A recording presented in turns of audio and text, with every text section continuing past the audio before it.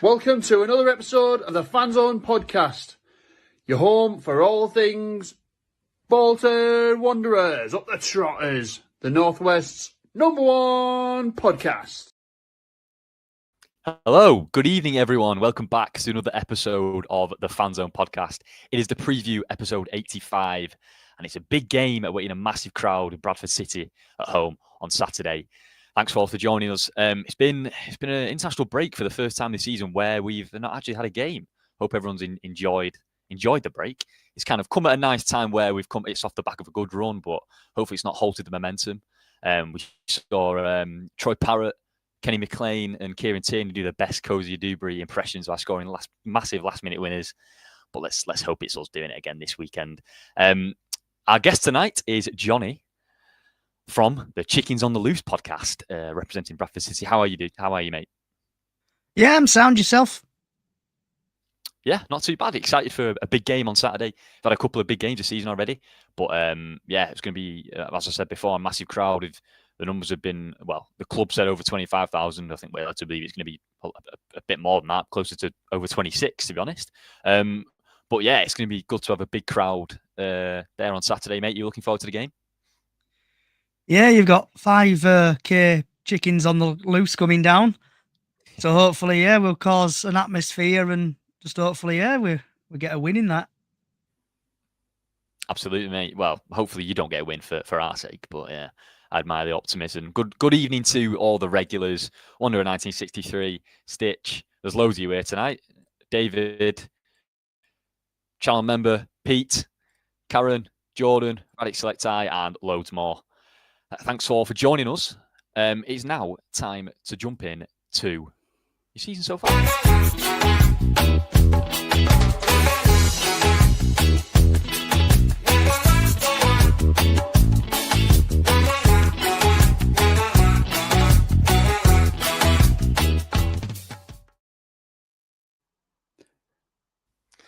Yes, season so far. I was gonna acknowledge the elephant in the room is that we've gone live about 4 minutes late. I was gonna try and let you guess who out of the Fanzone pod host was having technical difficulties, but here he is. He's jumped in. He's made it. How are you doing, Cole?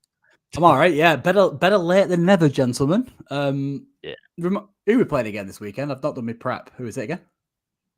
A massive team called Bradford City. Nice to see you, Mr. Chicken. How are you? I'm all right, bud. Yourself? Yeah, other than the technical difficulties, I do apologise. Really looking forward to my podcasts. We always have technical issues. I know, but I pride myself in professionalism. That's the problem, and I've let the team down. No, listen, I'm really looking forward to this, and thanks for coming on. Appreciate it. No problem.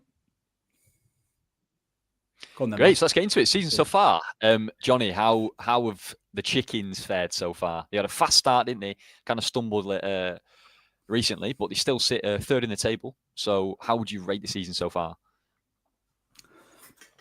8 out of 10. Looking at the games, we've drawn against Stevenage, 1-1, 0-0 against Lincoln, obviously lost in the FA Cup against Cheltenham Town. Lost against Burton, and then lost against Donny in the Mickey Mouse Trophy. But some miracle, we're third. I don't know how. And also Peterborough winning 1-0 at the minute. So hope the Posh do beat them. Yep, look at that. Up the Posh. So yeah, if Bradford beat you, which would they do, we'll climb up further. Yeah, it's a huge weekend, isn't it? Thanks to the live score updates, both Davids. 1-0 Posh. That is good for, obviously, it was us and Bradford. There's a chance for both of us to go top at the weekend if that remains the same. And if Lincoln don't win on Saturday, then the winner of Saturday goes top, which is pretty exciting. Cole, how would you rate our season so far? Well, I mean, we're sat in fourth, I think, something like that. Which it's okay. Obviously, we need to ensure that we take advantage of this season. If I'm honest with you, so far, luckily for us, the rest of the league hasn't really been up to much cop in the most part. So I'd probably give us something similar. To be fair, 7 or 8, something like that. I think that's a fair reflection. Obviously, the last 5 games we've obviously gone on a pretty decent run, which helps. It's just about capitalising on that and then taking that momentum with us. I think obviously the fact that we've got with no injuries whatsoever, have we? So that's a huge benefit in it, and hopefully, that this run can continue.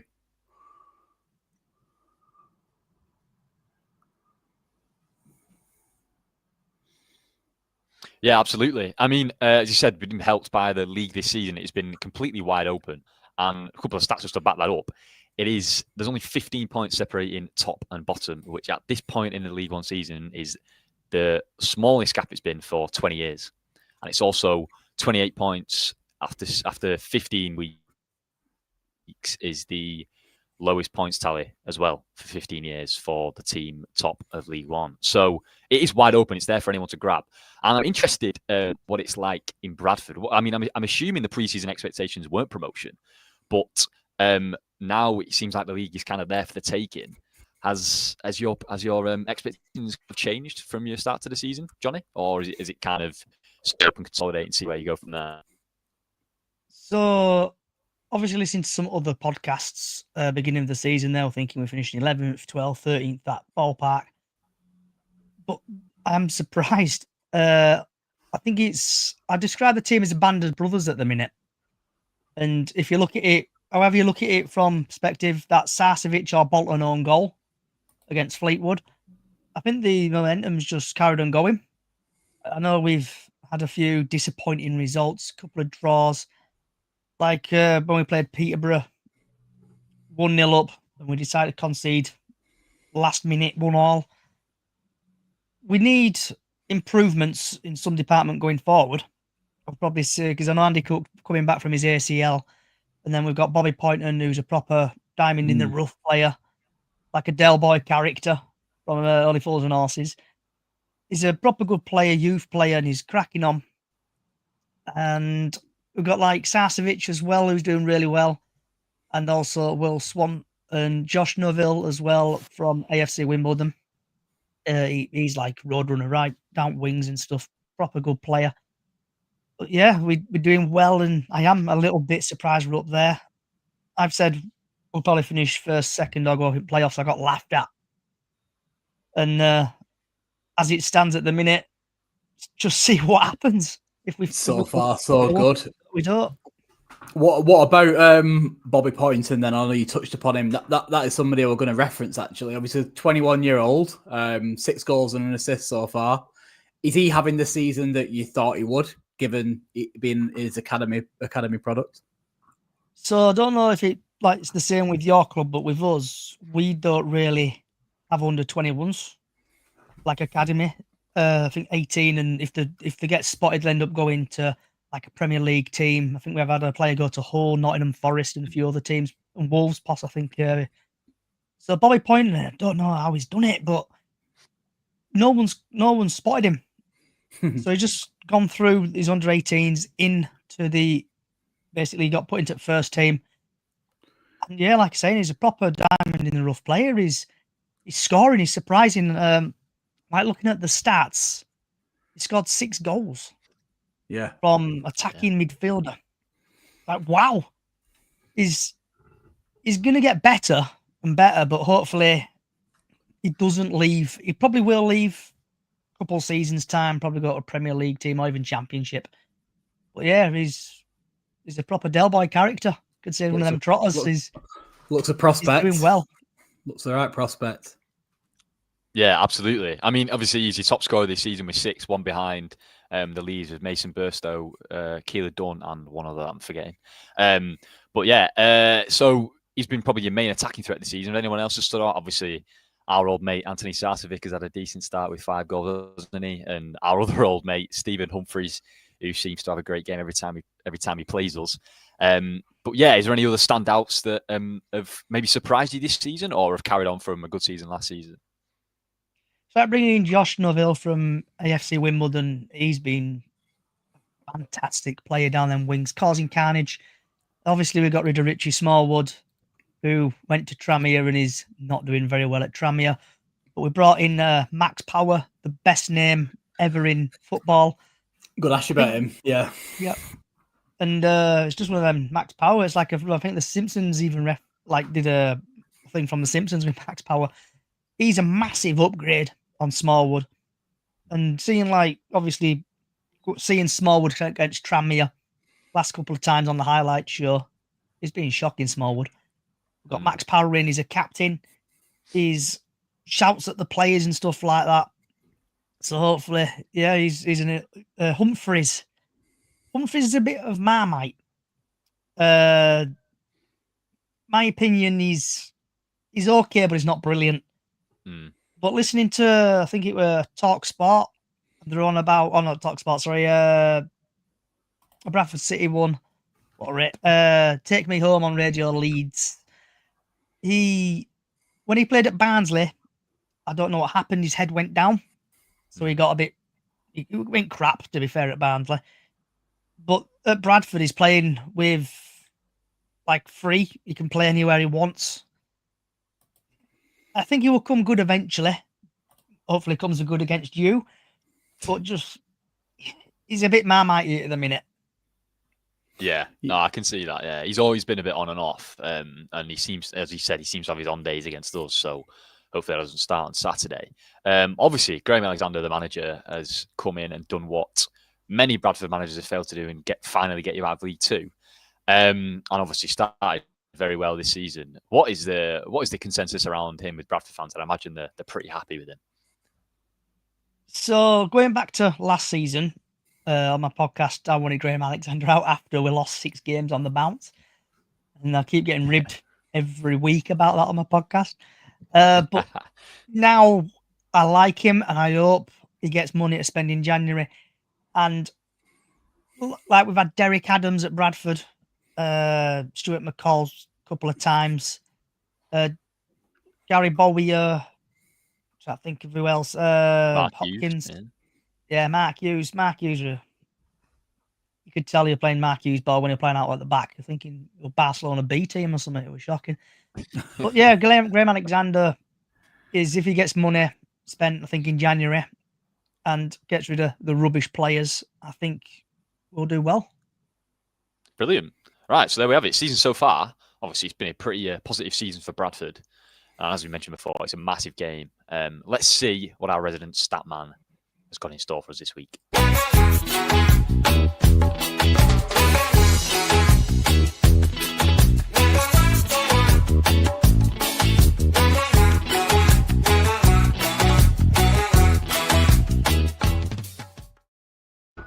Hello everybody, welcome back to Get Stats On with the Statman. Of course, today we're previewing this weekend's game against Bradford.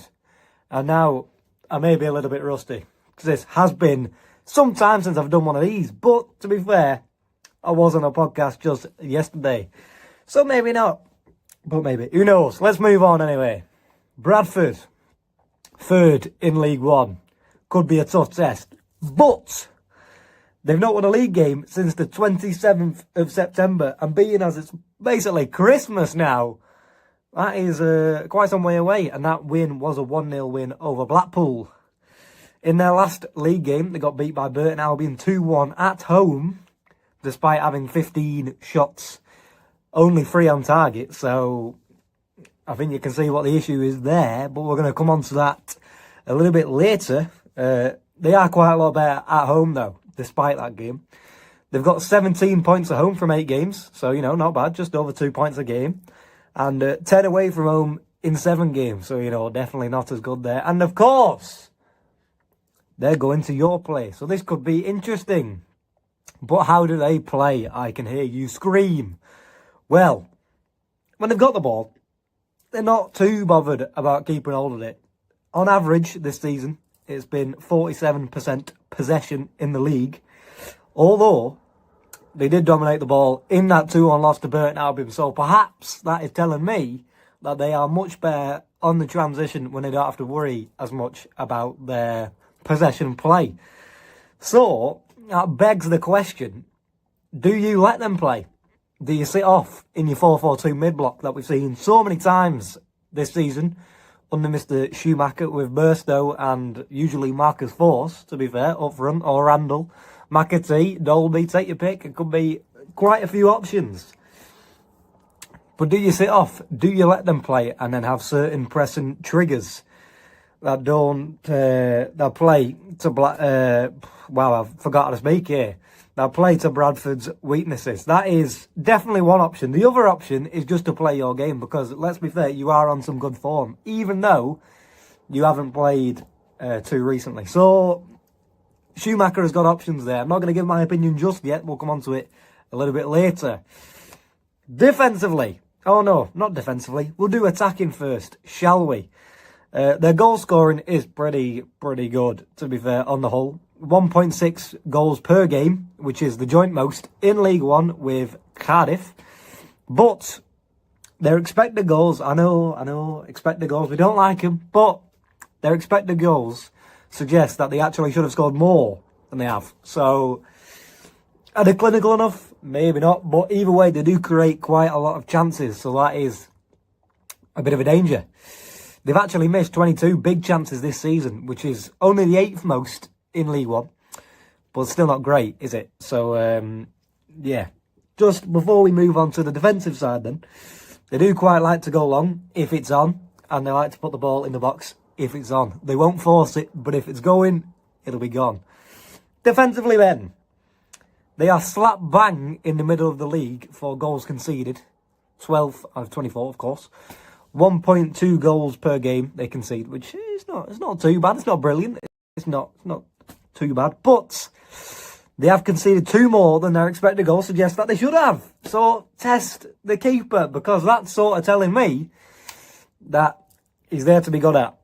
Perhaps he doesn't save everything that he should do. And you have got some quality ball strikers at Bolton. Burstow, Cozy Dewberry. I could go on, maybe I can't, but still, you've got some serious threats. So yeah, definitely test the keeper early on. Had some big advice. Their interceptions numbers are quite good. So that just means that playing an all-out passing game might not work. So what do? You play to the dribbler's strengths, which is, of course, carrying the ball. Who are your biggest dribblers? Well, Max Conway, Amario Cozy-Dewberry, Sissoko Gale, even Randall at times. He doesn't mind a little run. But, yeah, that's what you've got to be doing. You've got to be encouraging your dribblers to dribble. Because, yeah, passing it around them may not work all the time. Their biggest threat appears to be Bobby Paynton, who has had a couple games out, but he is back now. He scored 6 goals from this season from just 3 expected goals. So he's basically scored double than he should have done, which is pretty mental. He usually plays in the front 3, just behind the centre forward, in the 2 number 10/winger roles, if you will, in a 3-4-2-1 formation. So who actually marks him is going to be quite interesting, because it's not the easiest one. He usually plays on the left of that. So is it your right back? Is it the right-sided defensive midfielder? It's an interesting one. Not the easiest one to call. So maybe that's why you don't sit off in the 4-4-2 mid-block, because then someone's got to be tight on him. But if you're pressing, then it can just be more of a zonal role. So whoever's near him picks him up, goes to him, closes him down quick before he has time to turn and get a shot off. But that is pretty much all I have got to say. Personally, I'm sticking with the usual football that we've seen this season, because let's be fair, it's been pretty good, hasn't it? Especially in more recent weeks. And yes, you do like to leave it late to win the game, but the signs are there of you becoming a top team, and Bradford are not on great form. So I think they're there to be got at, especially at your place. So it should be an interesting game. And of course, I'll see you for the review show on Sunday. See you then. Goodbye. Excellent insight, as usual, from the Statman. Thank you very much, Callum. Some interesting stuff. A couple of different ways we can set up. I think you mentioned about sitting off and kind of letting you have the ball like we did against Cardiff, which worked a treat, really. It'd be interesting to see how Schumacher sets us up. But before we get into any more predictions... Oh, go on. Go on, Col. Sorry. Can I ask in terms of Bradford and Johnny's perspective as to how he expects Bradford to set up against us? So I think, obviously, we'll have Walker in goal, Kelly, Wright, probably Pennington, Torre, Powley, Nutville, Cav, Point and Humphreys, possibly with Cookie on the bench. Nutville probably going down the wings there, and Torre again. With your stats there, Statman is ace. I like the Statman, his quality. Point and agree with you what he's saying there. We should have scored more goals. We've set up, but we've just not finishing very well. I think we'll probably press you and just basically get the ball down the wings and just try to unsettle your defence. Yeah, and just see what happens. I think it's going to be a tough game, probably end to end. Yeah, just hopefully Bradford win. Am I right in saying that you like to dictate the ball and try and obviously, dominate teams, really? Is that something you'd expect to do coming to our place, or do you think you'll kind of sit off us a little bit? It's a bit of a tricky one because when we play at home, we seem to press quite a bit, but then sometimes the game does get to us. Where, like, I think against what team were it? I think it might have been Lincoln, where the last 10 minutes we decide to wake up, and we can't let that happen again against you guys. So if we do that, I think we'll probably lose about 3 or 4-0. So we just need to book our ideas up, really, press, get the ball off you, and make it difficult for you. How does that sound from in your opinion then, Ben? If that's kind of the way that the Bradford want to go about things, can that be of benefit to us or not? Yeah, it's going to be interesting. I mean, I think we've been at our best this season when teams have wanted to play more in possession. I think our best performances this season have been the likes of Cardiff and Wigan and Plymouth at home, and even a bit of Port Vale at home, to be honest. Once we got the first goal, we kind of said, you can have the ball and we'll nick it off you further up the pitch and score from it, like Cozy Dewberry's second goal was. But yeah, so it'd be interesting. If I don't see there's any reason why Bradford should come into the game with any fear. I know they've been on a little bit bad run, but they're still third. They still should come into the game thinking we can get a result here. So yeah, I think it'll be more of an end-to-end game rather than us fully dominating possession and putting a few past you like we have done over the last couple of weeks at home. So yeah, it'd be interesting. I think obviously it will suit us more if you try and come and play out us rather than sitting off and trying to defend a 0-0 basically. And just one final one from me. Obviously you guys are bringing a hell of a support with you. It's taking full advantage of the 5,000 stand behind the goal. Will there be an element of expectation with them fans turning up our ground, or not? What's the kind of general consensus with that one? So everybody knows that Bradford travel well in numbers. Home, away, we always bring fans with us. I'm a little bit nervous, to be honest. Obviously, we've drawn a few games, lost a few games, somehow some miracles, still third. But with the fans, hopefully we will be singing "You Have Been Pecked by the Chicken" at the end of the game and put it all over your social media. And don't worry, guys, if we do beat you, I'll send you a picture of the sticker. Thanks. Yeah, great. That'll be. I hope we don't see that come about 5:30 on Saturday, because yeah. I think Ben, if I'm honest with you, I think if this was teams gone by in recent years, I would be a little bit concerned that we would see that particular chicken rearing its ugly head. But I'm a little bit more relaxed A comment coming here. Than see previous years. In a comment here, the fan zone.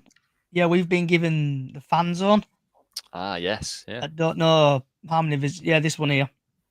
We've been given the fan zone. Just to elaborate on that, sorry, slightly.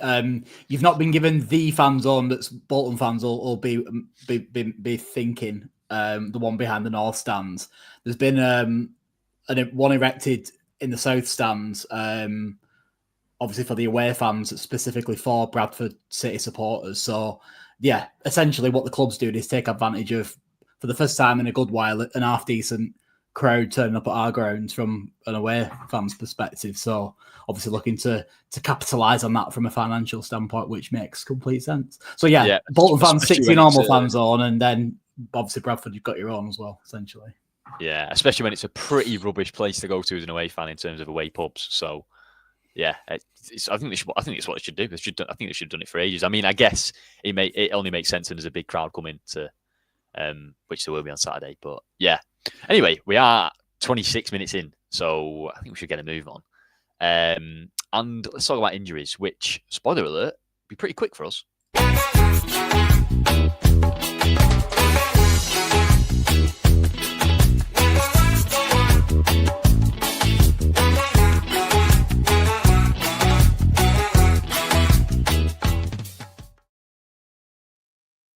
Yeah, injury update. Cole, do you want to give everyone the good news? Yeah, we haven't got any, so let's move on to Bradford. Literally not a single player injured, so fine. Yeah, for the first time in I don't know how many years, yeah, we've got 100% clean slate. So yeah, Johnny, how is it looking in the Bradford camp? Few injuries. I think Baldwin's possibly back. I have not done my research whatsoever on this. Quickly see if I can find anything. Because I think Poynton might be possibly back. Obviously, Cookie's still recovering from his ACL. Yeah. So hopefully he'll be on the bench again. And I can't find out. Normally have the Simon Parker article. Yeah. Yeah. Anyway, yeah, it'd be good to be full clean slate from Wanderers, as David says. I can't remember the last time we had no injuries. Me too. It seems like this time last year, every man and his dog was getting injured every other week. That's what happens when you're winning games, isn't it? Everyone wants to be fit and healthy and be playing every week.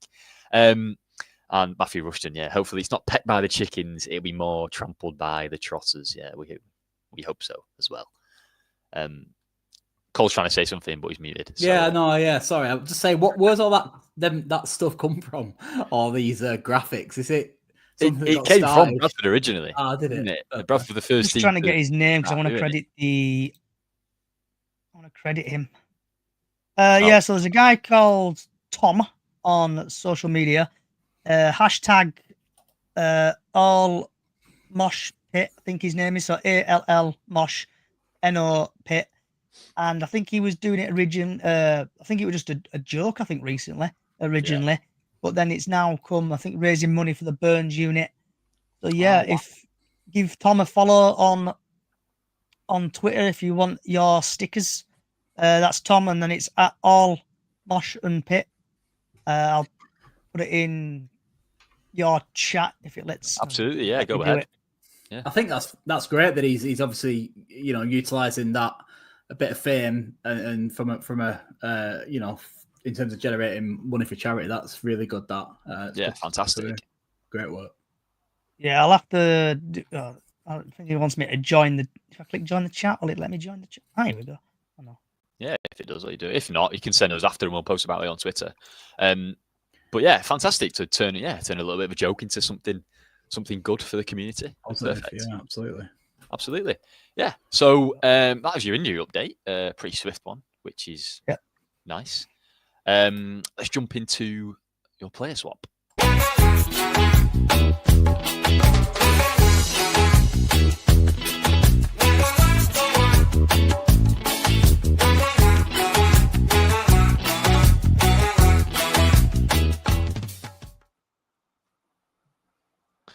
So yes, it's that time of the preview show where we can nick someone from our opposition's team.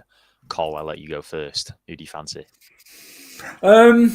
This will probably upset one or two people, to be honest with you, because obviously he used to play for Wigan. But I'm a massive fan of experience in the middle of the park, and I think that Max Power, for all his links to Wigan, I think he's a tough tackling, hardy scouter in the middle of the park, which massively helps when you're trying to win football matches in these pathetic leagues. So I had to have a player like him with his experience at this level in our squad. I'd be a massive advocate of that. I wouldn't say get a game, but just to say being in and around the squad would be great, because obviously his experience and his leadership skills as well, which he clearly has. Yep, and as Jordan said, bet he's got a decent shot on him with Max Power. Yeah, cheers, Jordan. Great one. Yeah, well done. Johnny, who would you fancy nicking from the Wanderers to slot into the Bantams? I don't know if you've got him on loan or not. I just need to get his name because I'm shocking at pronouncing names. Is it Dubry? Yeah, I was about to say, I think we could guess. Yeah, Mario Dubry. He's pretty much getting picked every week at this rate. Well, he's a Premier League footballer playing in League One, so that's probably the reason why, to be fair. Yep, on loan from Brighton. Yeah, he's having a stellar season, mate. I'm not surprised. I think it's basic. We're going to have to ban him from this section. I think we banned him from a couple of Man of the Matches. We have to ban him from this section at some point because no one else is getting a look in. But yeah, good shout. I think if I had to nick someone from Bradford, I think the attackers have been good this season, but I would go for Neufville at right wing back, should I say. You impressive at Wimbledon last year, and I thought it was a good signing in the summer. I thought he would. Well, he's gone to a biggish club in League One. I thought he'd maybe go to a club that, well, I thought was going to be immediately challenging promotion. He has done in the end. But yeah, impressive on the right hand side. Dacres Cogley and Cyrus Christie have done okay for us this season, but a bit more attacking threat down the right hand side would do us pretty well, I think. So Neufville for us, as well as Max Power. Well, we've got two this week, and Mario Dubry, obviously going to Bradford. Surprise. So yeah, let's jump in to a little prediction that we all love. It's time for What's the Score?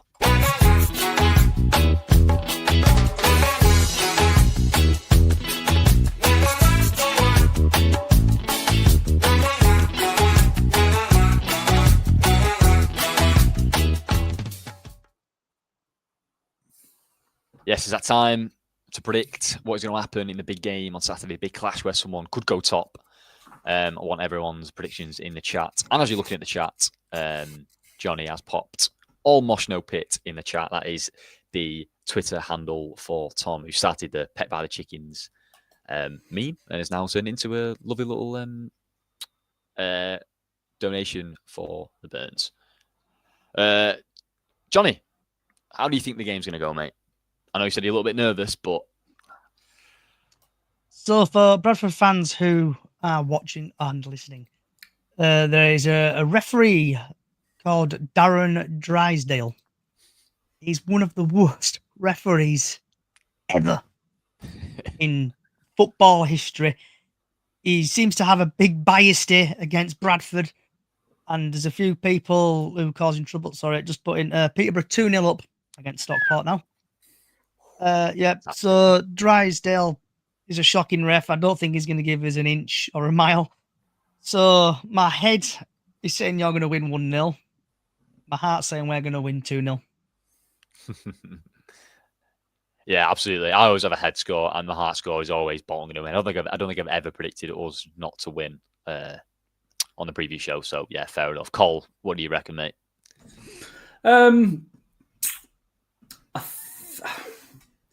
I think form's going to play a big part in this, if I'm honest with you. I think that we will just have too much for Bradford, if I'm honest with you. I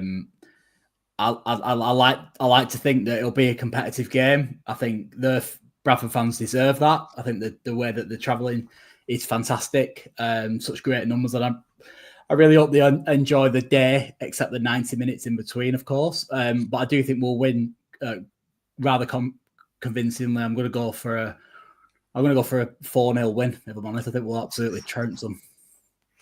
Wow, bold. Bold. But yeah, I think I do agree with you. Form is going to play into it. I mean, us off the back of 5 in a row in all competitions. It's sorry, just to add to that, I think what's worth noting as well is our B/C team scored 6 the other day. Yeah, that gives you a bit of an idea where they're up to in the Reds, because obviously the confidence is obviously flowing in it through the whole squad. So sorry, Ben. Yeah. No, it's fine too. Right, yeah, right to mention that result last Tuesday, very impressive against an all right Oldham team in League Two. But yeah, as you say, our B/C team putting 6 past the team away from home is something to shout about. 5 in a row in all competitions. It's 6 in a row at home, isn't it? Someone can correct me if I'm wrong in the league. Whereas Bradford are 6 without a win. A couple of draws in there. 3 draws in there and 3 losses.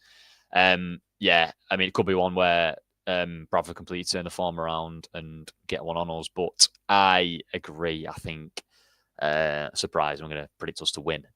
But then Bradford have been good going forward. They've got some good attackers. Our defense has looked better recently, but I wouldn't be surprised if they nick one. So I'm not going to go as bold as 4-0. I'm going to go 3-1 Whites, I think.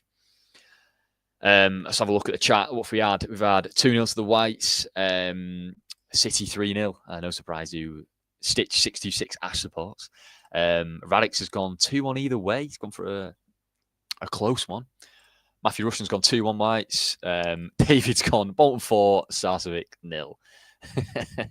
I don't think anyone would be surprised if he ends up on the score sheet. I just think we're a bit of a different animal compared to recent years in these type of fixtures. In all the fixtures, really, you can kind of see that we've gone up a level in terms of the players mentally as well. Having experience like Cyrus Christie in your squad as well in the defensive line helps. But the quality of the player that we've got, like when you've got like Marcus Force, who was playing the Championship for Middlesbrough not long ago, scoring goals, can't even get in a starting 11.